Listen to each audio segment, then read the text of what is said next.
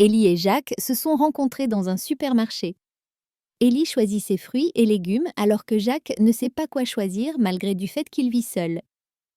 Élie l'aide à choisir ses fruits et légumes, après ils sont sortis ensemble, Jacques décide déposer Élie parce que sa voiture était au garage. Élie met ses AirPods pour écouter quelques messages vocaux, Jacques gare la voiture pour répondre à un appel, ignore qu'Élie l'écoute. Il dit « Ma chérie, tu sais j'aimerais que tu me fasses une des petites trucs que tu as l'habitude de me faire ». Élie le regarde et sourit, Jacques un peu gêné.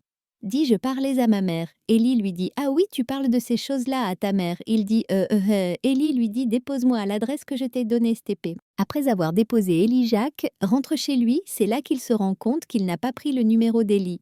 Après quelques jours, il décide de se rendre chez elle et sonne à la porte, une dame ouvre et lui demande ce qu'il veut. Il dit qu'il cherche Élie, la dame lui dit qu'elle ne connaît aucune femme de ce nom, puis lui claque la porte au nez, il repart en pensée où est-ce qu'il pourrait la trouver. Quelques mois plus tard, il décide de retourner dans la maison parce qu'il avait trouvé la dame un peu bizarre. Il sonne à la porte et la même femme a ouvert la porte en lui menaçant d'appeler la police parce qu'elle estime qu'il la harcèle et Jacques lui répond « Appelle la police, comme ça, on saura où est passé ».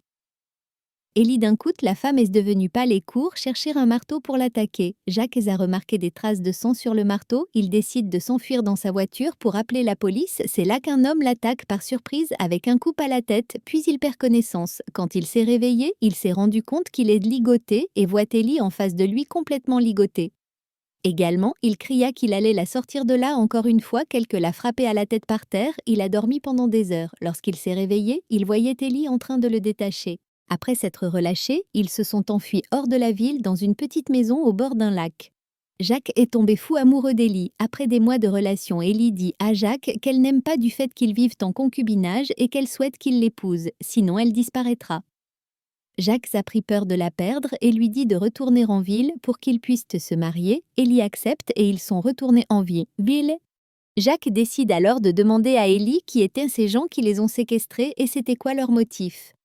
Élie est devenue nerveuse et a dit à Jacques que cette histoire lui rappelle de mauvais souvenirs et qu'elle préfère ne pas en parler. Puis elle commence à parler des préparatifs du mariage et Jacques lui demande de le présenter à sa famille et qu'il souhaite la présenter à sa mère à son retour de l'étranger. Élie lui répond qu'ils sont adultes, qu'ils n'ont pas besoin de la présence de leur famille au mariage.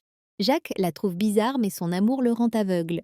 Élie a fixé la date du mariage et décide de se marier dans une semaine. Le jour du mariage, Élie disparaît dans la matinée tandis que le mariage était à 3 p.m. Jacques a trouvé cela bizarre. Il est sorti prendre sa voiture. Il se rend compte qu'Élie avait pris sa voiture. Comme il avait un GPS dans la voiture, il décide de suivre le GPS. Il a conduit pendant 4 heures et il est arrivé dans un hôpital.